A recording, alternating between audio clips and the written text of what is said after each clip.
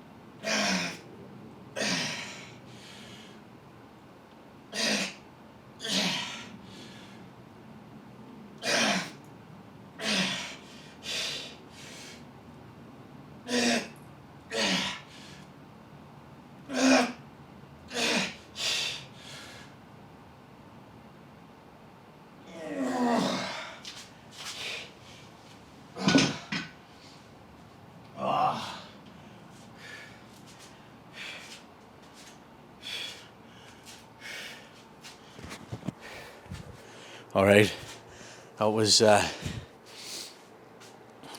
difficult again.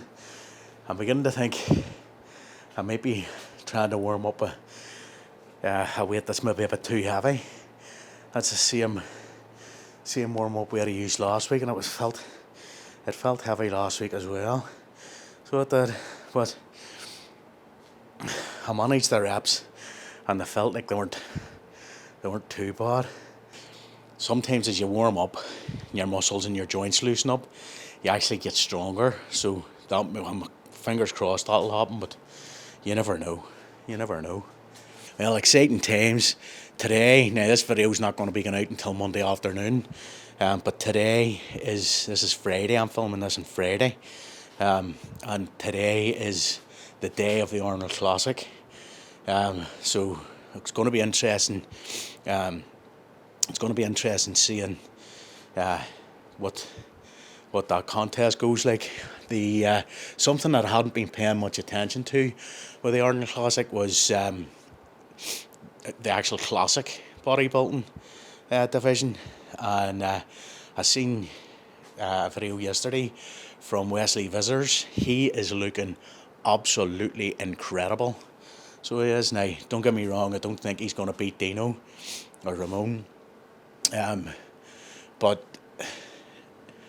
Or for that matter, Urs or Breon, but he's close. Like, he's real close.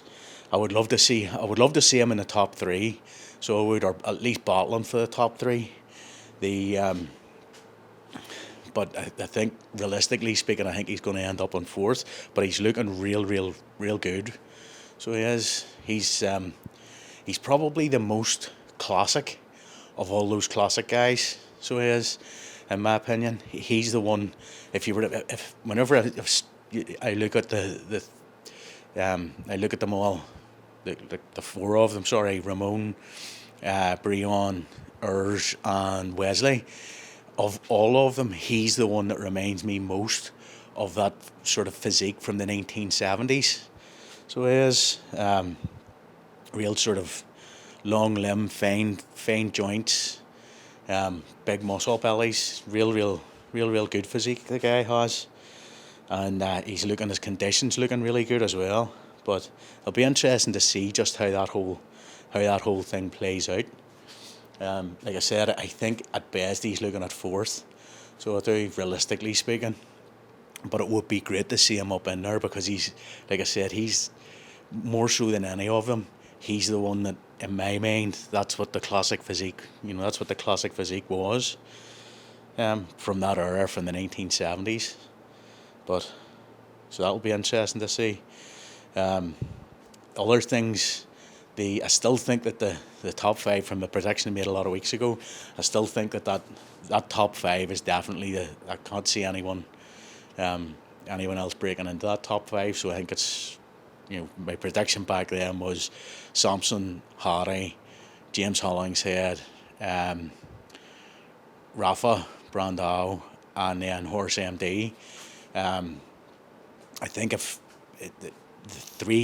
from 3 to 5, that's where the real contest, the real sort of meat and bones that contest is going to come in.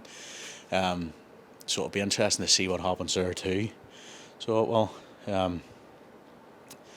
Like I said, bodybuilding's a subjective sport. It's not like, you know what I mean? It's basically just people's opinions.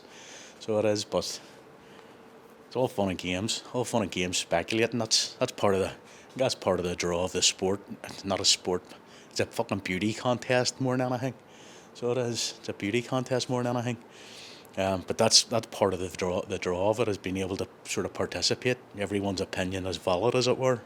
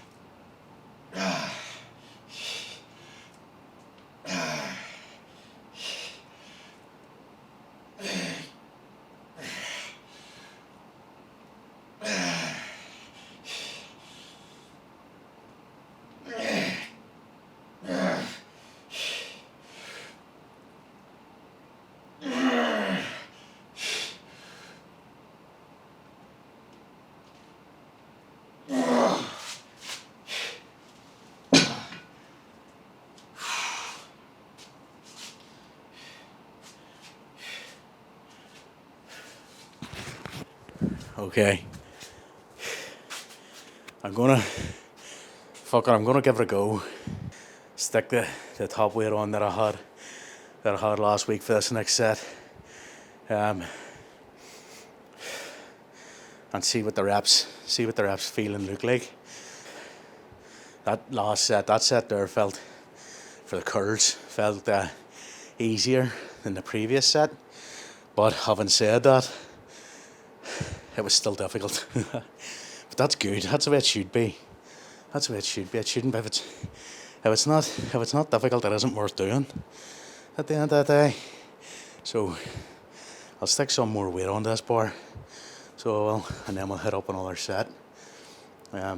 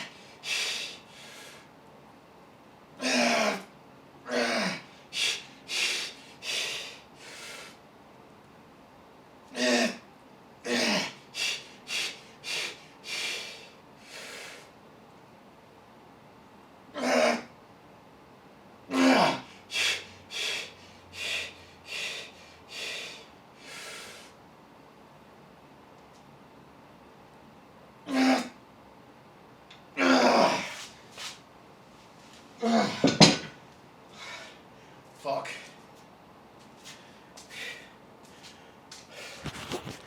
Okay, pretty happy with that. Pretty happy with that all round.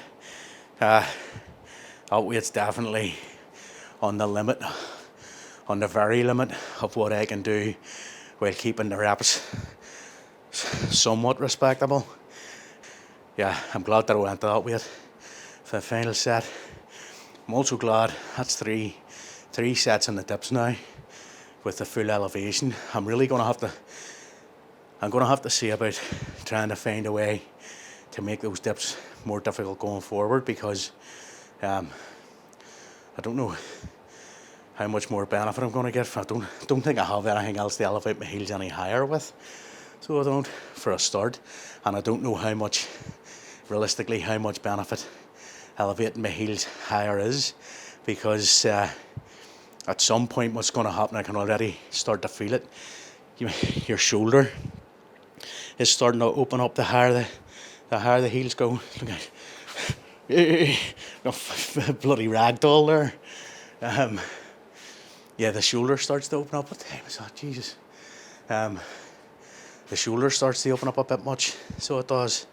The higher you, I might need to see about trying to get some sort of a dip station, or either that or switch out the dips for a different exercise for triceps, maybe skull crushers or something like that. Don't know, I like the dips though. I like doing the dips. There's something, I know, raw and real about the dip. Anyway, that's what it is.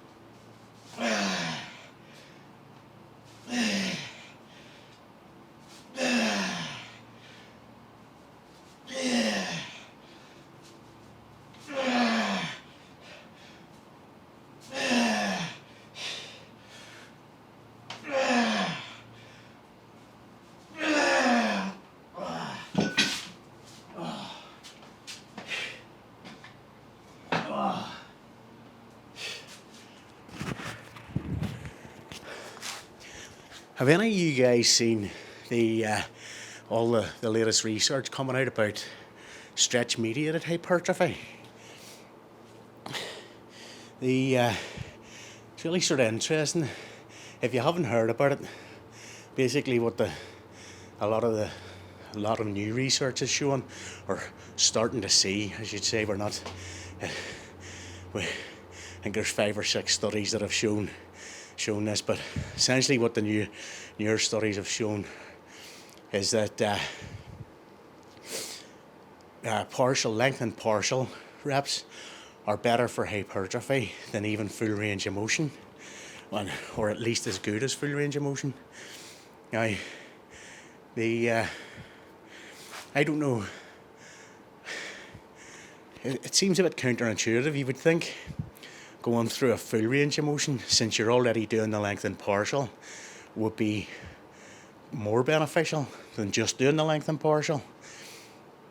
So it sort of begs the question, why would the length and partial be better? And I think I might know, if it turns out that the length and partial is better, I think I might know, or I'm speculating, I don't know anything, but I think I might have an idea as to why that might be the case. And essentially it would be because if you think about the muscle fibres themselves, whenever you do a full range of motion, the fibres all start to contract, but they contract at different rates. So they do. So whenever you're in the lengthened part of the rep, you're getting a full stretch on. We know that the stretch is hypertrophy inducing. So you get the full stretch on, and then as the muscle starts to contract, it begins at that lengthened part. All the muscle fibres are contracting, but as you get through the range of motion, the further you go through the range of motion, more and more of the actual muscle fibres becomes asymmetric. You know, they're just holding sort of state while the rest of the muscle fibres continue to contract. That might explain why the lengthened partial is better, because essentially for a portion of that rep, a quarter of the rep, a half the rep, however much of the rep it might be, a percentage of muscle fibres are actually just asymmetrically they're training asymmetrically as opposed to dynamically, for want of a better term. They're just held in position, they're holding station while the rest of the fibres continue to contract. What that would have the effect of doing is using up more ATP stores just in the asymmetric contraction, which is less hypertrophy inducing than the full range of motion, than dynamic training. And because you're using up the more ATP stores, then you effectively have less ATP whenever you go back into that lengthened position to do more reps in that lengthened position.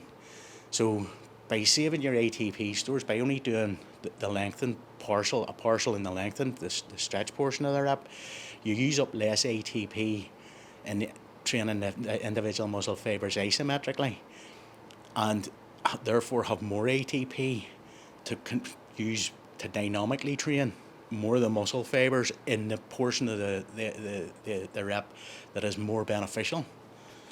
Anyway, that's a very long-winded way of saying I have no idea what I'm talking about, and I'm just speculating, pulling stuff out of thin air. It's fun to speculate sometimes, though. But if any exercise scientists happen across this video, science that shit up and, come back with an answer, tell me how much of a dickhead I am. I can take it. In fact, I like to take it.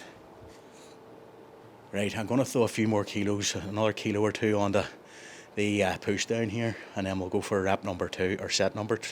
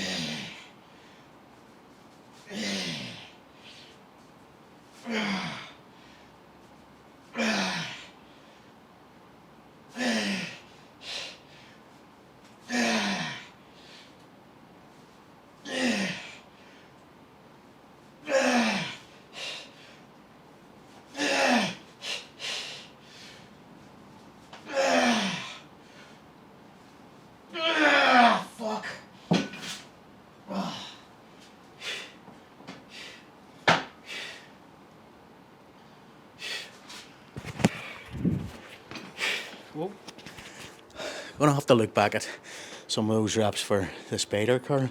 I have a feeling that I'm starting to throw my elbows forward. In other words, when you throw your elbows forward like that, you're essentially using your shoulders to muscle the weight up. You're going to have to look back at the reps, and if that's the case, I may have to drop down a bit in weight, or at least try and tighten my form up a bit.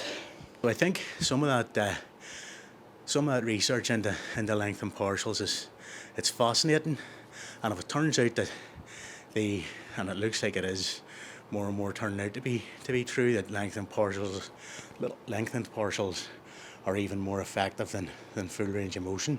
If that turns out to be true, that's especially fascinating, because it goes to show you just you can't rely on your good old common sense, as it were, to infer anything. It's always better to collect data, analyse data, and follow the data where it leads, rather than try and make sort of things fit your own narrative. That goes for life, not just stuff in the gym or stuff in whatever else. Everywhere, you can't trust your common sense for too much. Apart from stay away from the thing with the big pointy teeth. You use your common sense there. If it has pointy teeth, run the other way. Really starting to feel a good burn or a good pump on my biceps there. So I think I'm going to actually throw another kilo or so on to the push downs and see what that feels like. I think last week I dropped about a kilo or so off the push down, so I'm back to the weight that I was using before, and that felt fairly good. So I'll throw another kilo or so on and see how bad I can get my form by adding a bit more weight.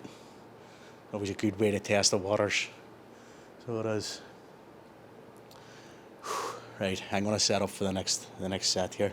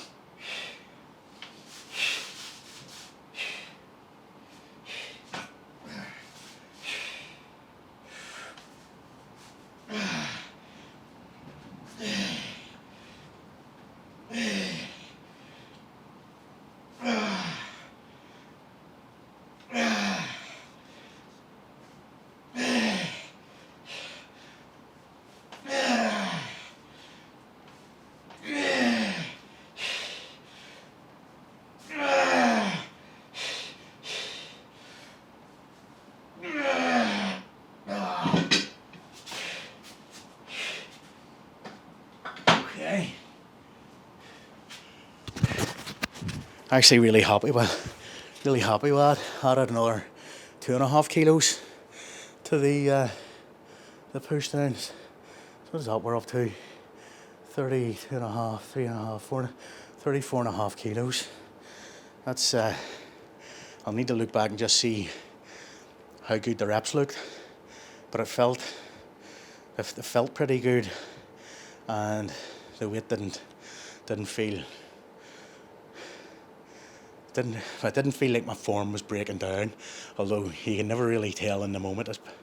It's better to either have someone there to tell you, or to video it and look back at it later.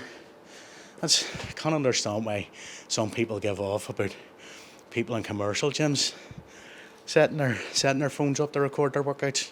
If you're working out on your own, how are you supposed to know if your form's breaking or not?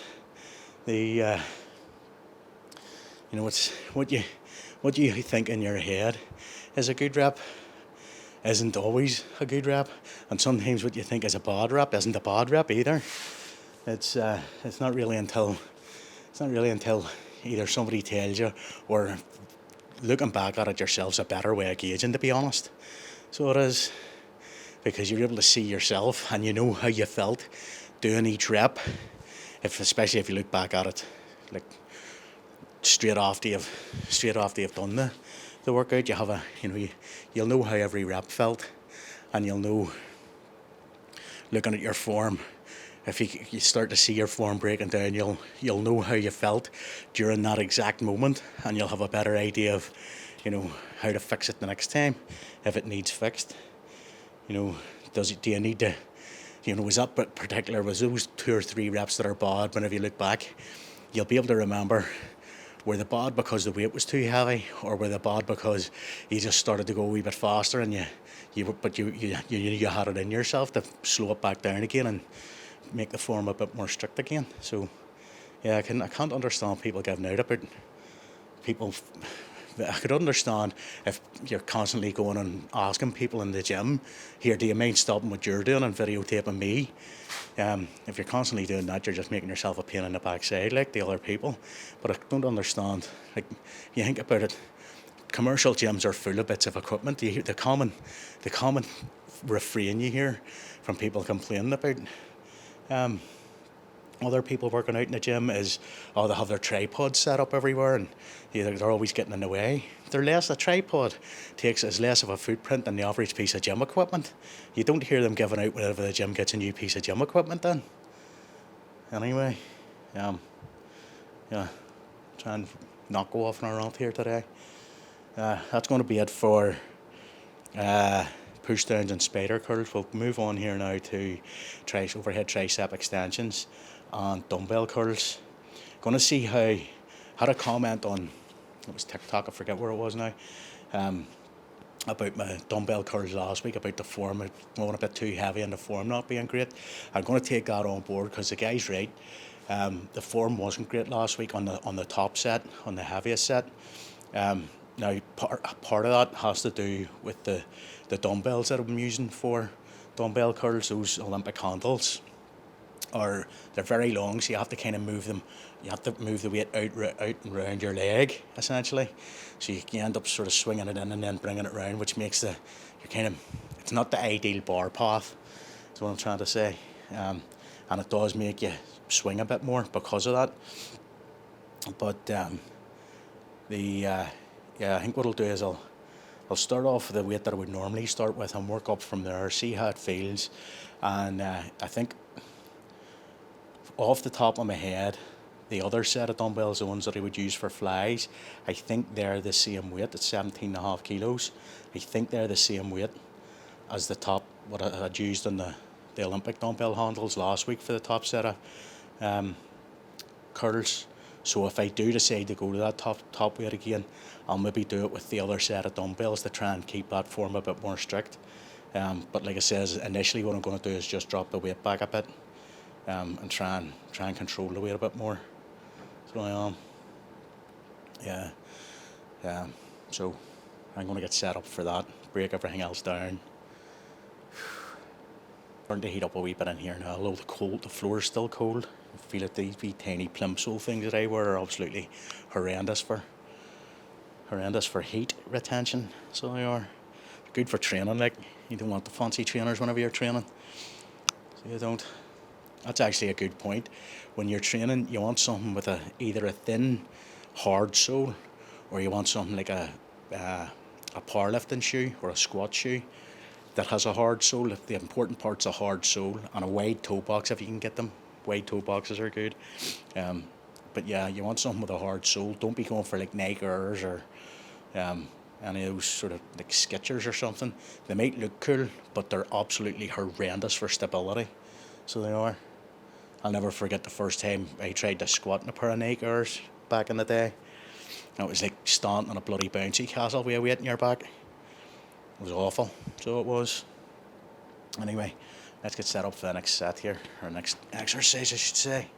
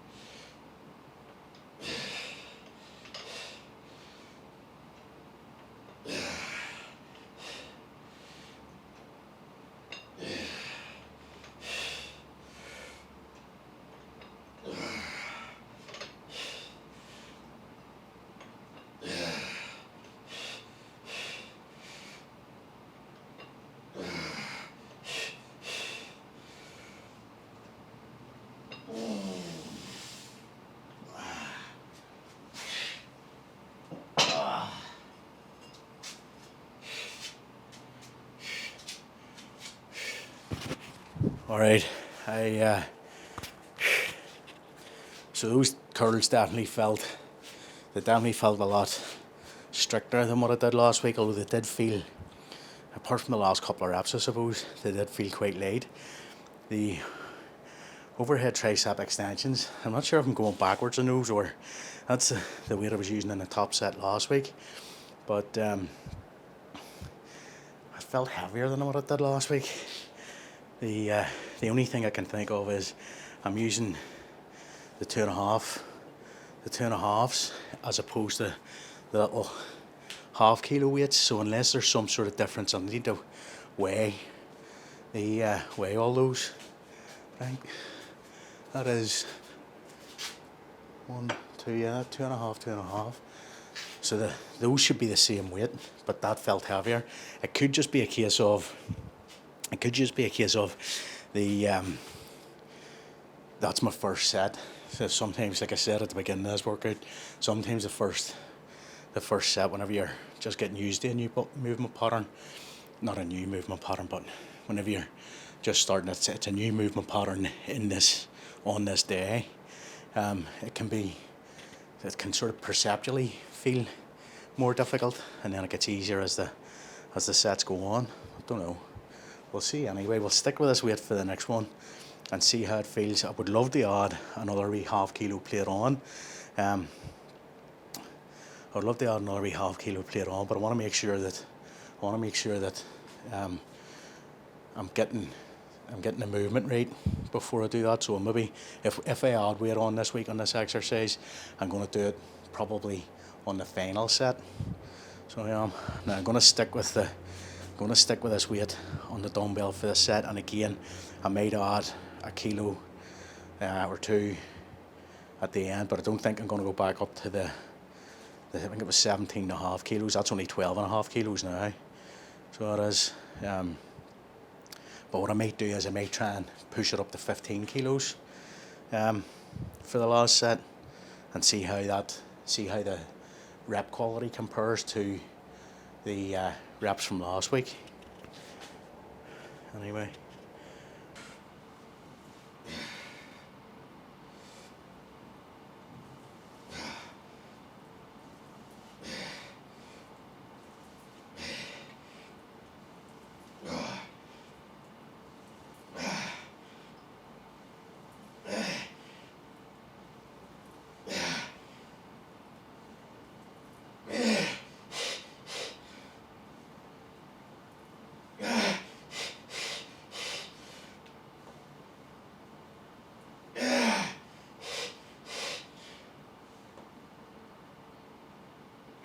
Shit.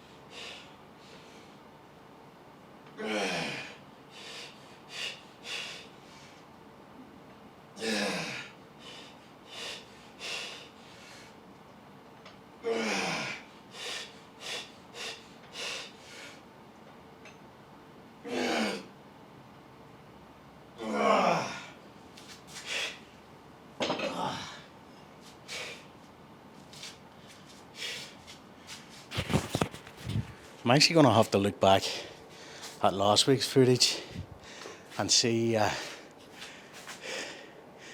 how many reps I was doing with this weight. I did 12 the first set there, and then I only managed 10 on the second set. And I'm just wondering,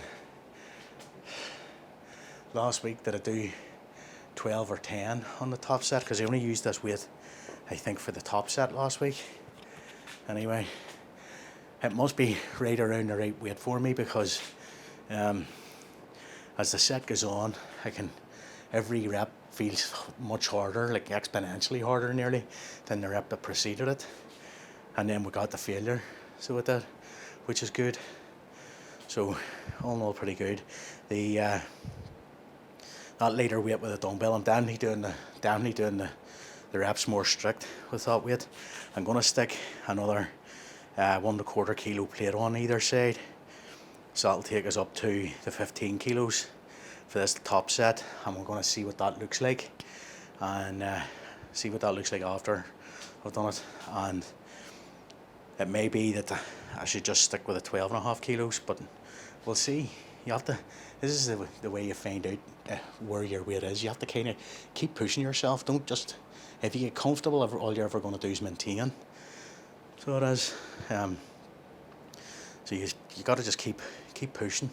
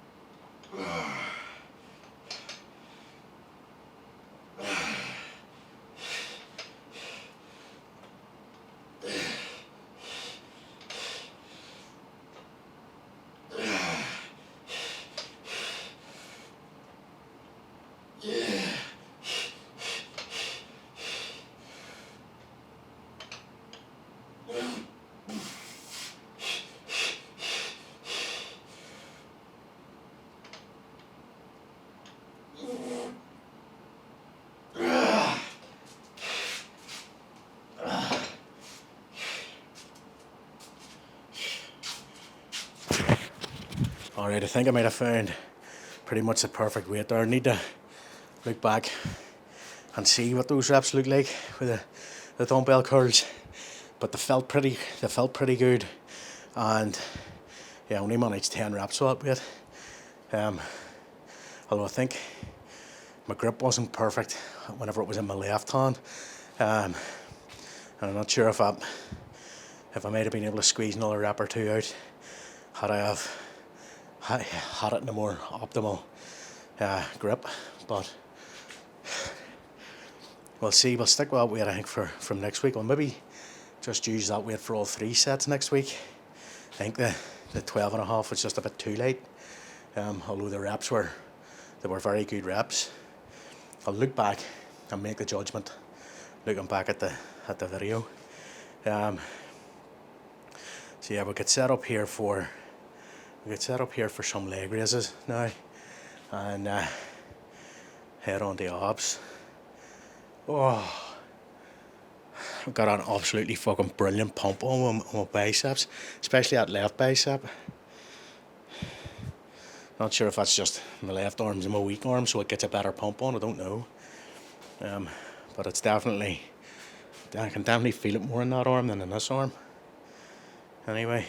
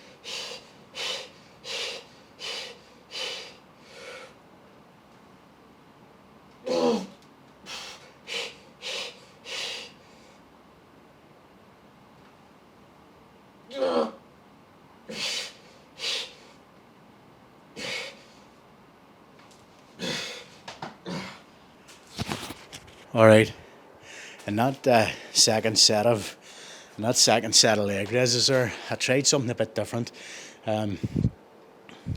Instead of doing like a full range of motion from my feet down at the ground to my feet up perpendicular to my body, I tried to stop, sort of was just as if I was lying flat off the end of the bench, and I think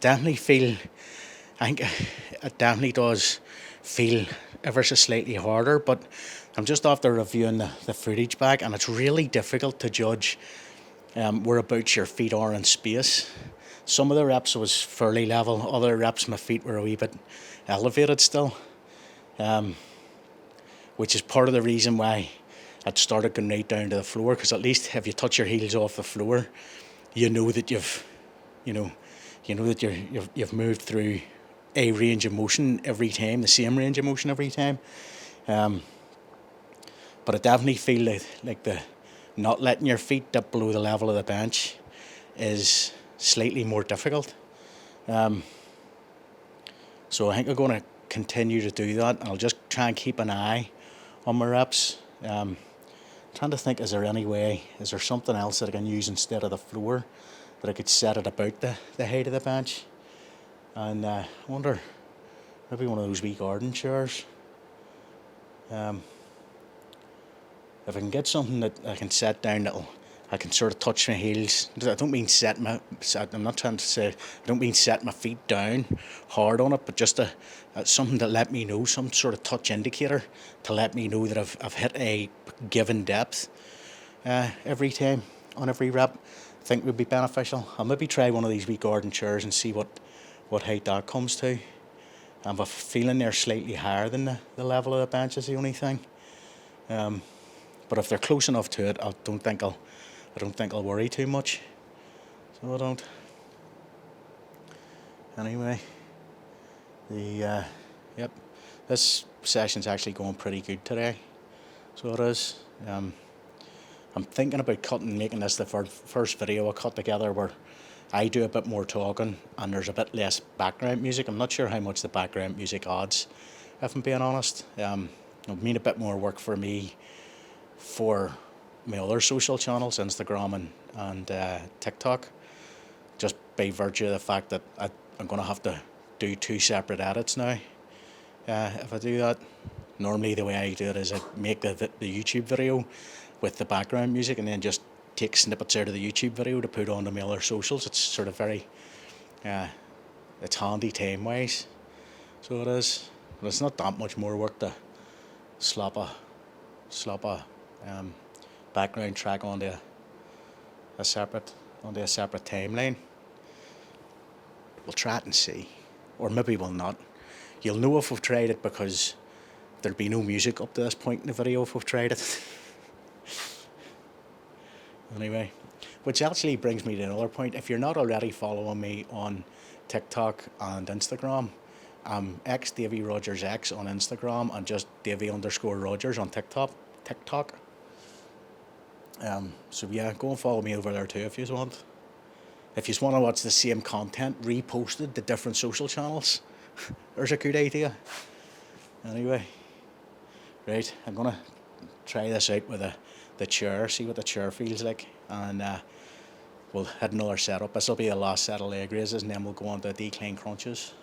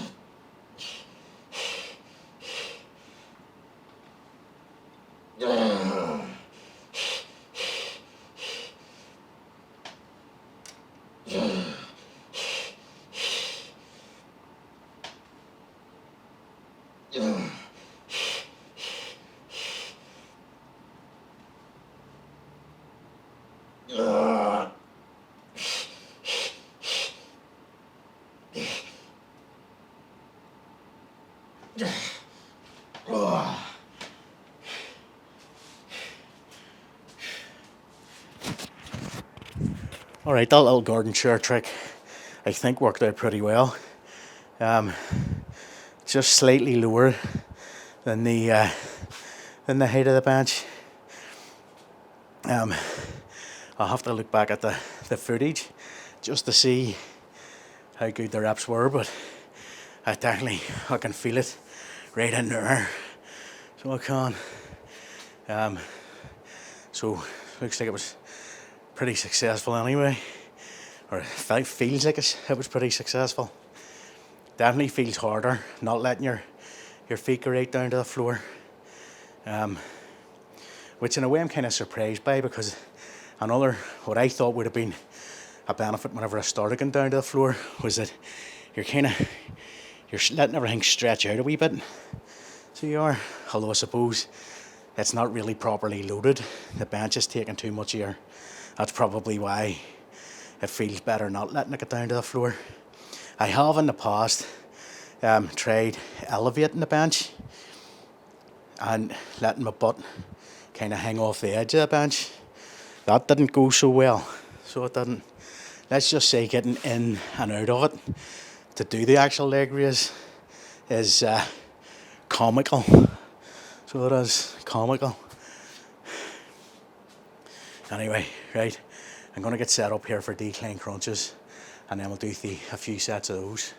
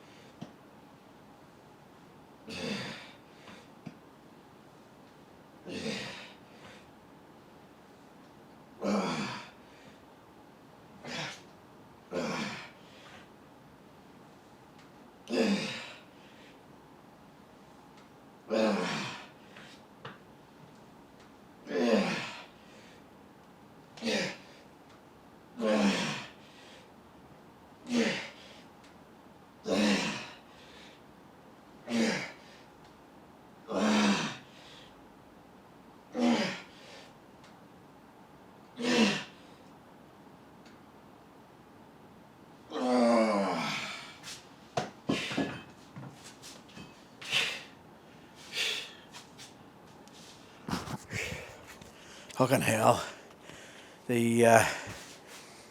Those decline crunches are really so much more difficult. See with a weight balanced on the top of your head. To be honest, this has been another pretty good workout here today.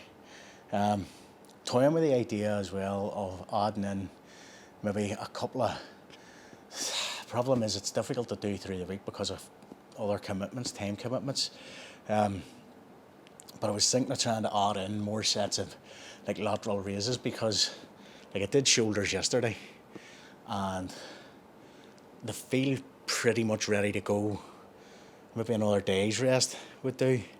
But I'm pretty confident that laterals, I could hit my lateral delt sort of maybe 2 or 3 times a week, maybe more, and still be okay with it. The thing is with your lateral delts, it's not like your front delt, your arms, or even your rear delt to an extent, where that gets worked out during other movements through the week. And one of the reasons why I don't like training arms, dedicated arm days, more than once a week, is because it starts to affect your bench press and your overhead press, and even your pull up, pull downs, and seated rows and stuff like that. If your arms are sore from extra dedicated arm days, and then what happens is, in order to preserve your arms and not have sore arms when you're doing those bigger muscle groups, on those days what you tend to do is you train arms, but you don't really train them as hard as you could train them. So that's why I just do arms once a week as a dedicated thing. But the thing is, with your lateral deltoid head, it doesn't really get hit during any other, to any meaningful extent anyway, during any of the other exercises. So it doesn't. So I'm pretty confident that I could add in at least one more day, maybe 2, maybe even more, of like dedicated. Just the problem is it's finding the time. So it is. It's finding the time. I'd maybe need to start earlier, but then that means getting up earlier and I don't want to get out of my bed any earlier. The other thing that I was toying with the idea of trying to add in at some stage is some sort of calf raise on the leg press machine. But again, well, calves are something. I have actually pretty good calves, and I haven't trained them in, it must be nearly 20 years now, the last time I trained calves. And to be honest, when I was training them, I didn't really notice any difference in them. So I didn't, which is kind of what puts me off. But then you should never do that. You should take me on advice here and just fucking try it and see, because like your body changes as you get older, and you know, as you go through life, your body changes, it adapts, and maybe using a new stimulus, maybe my body would respond really well to a new stimulus. I don't know, unless I try it. So I should take me on advice there. But again, it's the time thing. Trying to work time into the schedule in order to get it done. I suppose I could try putting them in, then I would be taking days. Well, what I could do is, instead of taking Saturdays and Sundays off completely, I could come in and do like lateral raises Saturday and Sunday and calf raises Saturday and Sunday, and just keep it. If you're only doing those two exercises those 2 days, because your lateral delt especially, because it's such a small muscle group, it's not going to be so systemically fatiguing. The calf raises are maybe another question mark there. I can't remember just how systemically fatiguing calf raises can be. I know I've never done them, I've only done them once, I think, on a leg press machine. But before, whenever I trained calves, it was a dedicated standing calf raise. Again, it was a homemade one. So it was calf raise machine. Calf raises were a funny old exercise for me, though. I used to be able to go really, really heavy on them, but I got to a certain point and I could get my heel, if you imagine your toes off the edge of the platform, I could get my heel, whenever I got to a certain weight, I could get my heel up to here, but couldn't actually contract the top part of the muscle. Although with all this length and partial research that's coming out, maybe that wee bit there is just good enough. Maybe it's better than the whole range. The other thing that kind of puts me off doing calf raises on the leg press is if you miss your footing and your foot slips, that's a lot of weight coming down directly at you, and I'm not 100%. I don't have 100% confidence that the little safety stops on the leg press machine and the bit of weld that holds those in place would be enough to withstand the impact loading of, you know, a couple of 100 kilos whacking off it. And you're in an awful bad place if those give out. So you are, believe me, on a leg press. Anyway, right, let's hit up the last set of decline bench crunches here, and then we'll do a wrap up.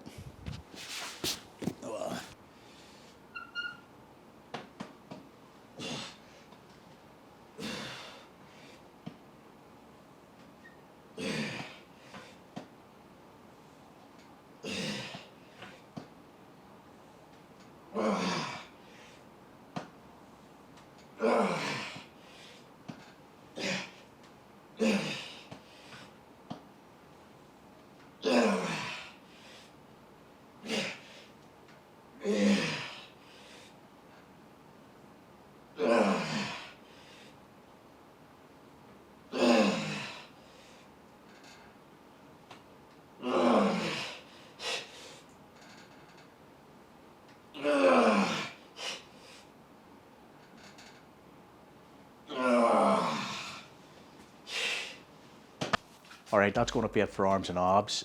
All in all, pretty good workout. I kind of maintained the weight that I was at on the easy bar curls and the spider curls this week, which it's not the end of the world. Sometimes it takes your body a few weeks to adopt a new weight, so it was pretty good in that they felt ever so slightly easier. We'll see how that goes next week, but more importantly, I did the dips from an increased deficit on the bottom two sets of this week's dips, and on the triceps extensions I added in a couple of kilos. I added in what I'd taken off last week plus a little bit more, which is good. On the overhead triceps extensions, I bottom 2 sets, the first 2 warm-up sets, I did with the same weight as what I was using with top set last week. So that's a step up in intensity there.